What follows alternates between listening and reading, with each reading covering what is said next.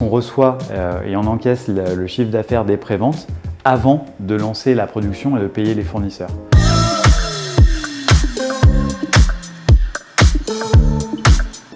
Bonjour, moi je suis Aymeric Grange, j'ai 30 ans et je suis le cofondateur de 900.care. Et 900.care, c'est une marque de produits de salle de bain à recharger. On a lancé le projet en crowdfunding sur KissKissBankBank en août 2020. Donc le projet, c'est de dire arrêtons de jeter du plastique à usage unique dans nos salles de bain et rendons tous les flacons et toutes les bouteilles qu'on a dans la salle de bain réutilisables. Donc ça, c'est le concept de base. On l'a décliné ensuite sur plein de produits différents. On a un dentifrice qui est sous la forme de pastilles à croquer. On a un gel douche à dissoudre à l'eau. On a un déodorant à recharger. KissKissBankBank, c'est une plateforme qui est très simple à utiliser.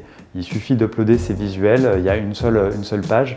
Le site est super bien fait et ça fait gagner énormément de temps. Donc nous, on n'avait pas de compétences de développement et on a pu le gérer en autonomie sans faire appel à une agence de dev.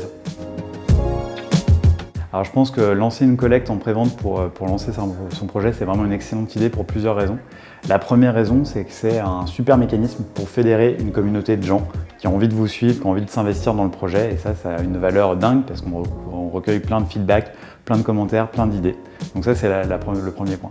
Deuxième point, c'est que c'est une façon rapide aussi de tester son idée et de voir s'il y a vraiment un potentiel business derrière. Est-ce que ça peut marcher ? Et enfin, le troisième point, c'est que ça aide énormément d'un point de vue financement et d'un point de vue gestion des stocks.